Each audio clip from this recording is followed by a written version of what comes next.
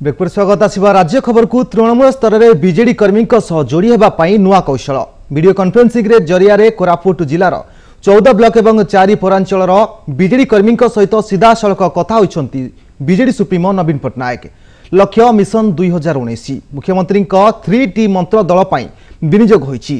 राज्य दलीय कार्यालय संगठन बाबद कर्मी को पचारि बुझिछंती दलीय सुप्रीमो।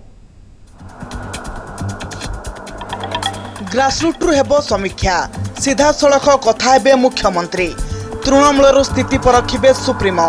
डिजिटल टेक्नोलोजी को अपनाई शासक बिजु जनता दल गोटे जगार बसी विभिन्न गाँ एवं ब्लॉक बीजेडी कर्मी कथा होउचंती बीजेडी सुप्रीमो नवीन पट्टनायक। राज्य बीजेडी कार्यालय वीडियो कॉन्फ्रेंसिंग स्थायी व्यवस्था करा जायछि।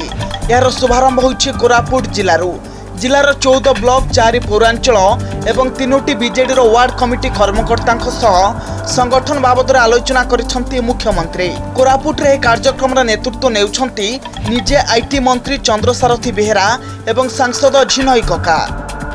They acted with 14 blocks and 4 ward committees regarding various programs of the party with the people of Koraput district. प्रत्येक ब्लॉक 14 ब्लॉक हजार हजार संख्यार कर्मी मान आज उपस्थित होइछथि। निश्चित भाव आज कार्यक्रम सफल होइछे एवं आगामी दिन में जो चिंताधारा नहीं माननीय मुख्यमंत्री लोकों सहित आहुरी निकटवर्ती होगा कि आहुरी समापनवर्ती होगा निर्देश देइछथि दलीय कर्मी मान। निश्चित भाव आगामी दिन में आहुरी सुदूर प्रसार सरकार योजना आम गाँ आम विकास हो कि आम सहर आम उन्नति लोकों पाखरे यार सुफल केते पहुंची वार्ड नेतृत्व नेउथिबा बीजेडी कमिटी मुख्यमंत्री को कौन कहबाकू चाहूछि एसबू चलिबो सीधा सड़क।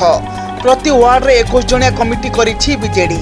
एमानंक मध्यरे समन्वय रक्षा करिबा ठारू आरंभ करी संगठन बाबद रे राज्य स्तर रो जाउतबा निर्देश केते कार्यकारी होउछि एसबू बाबद रे सीधा सड़क कथा हेबे दलीय सुप्रीमो।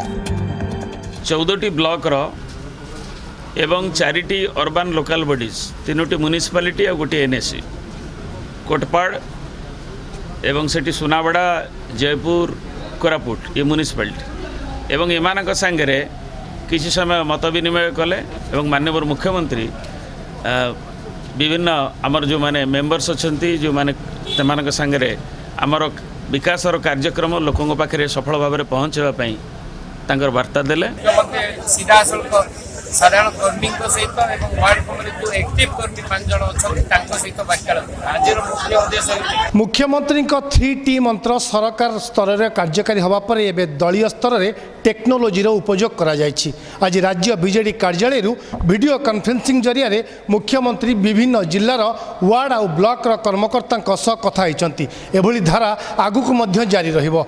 टेक्नोलोजी जरिया लोकों पाखरे पहुँचापी 2019 मिशन को पूरण करने आरंभ होइछि बीजेडी विधिबद्ध उद्यम।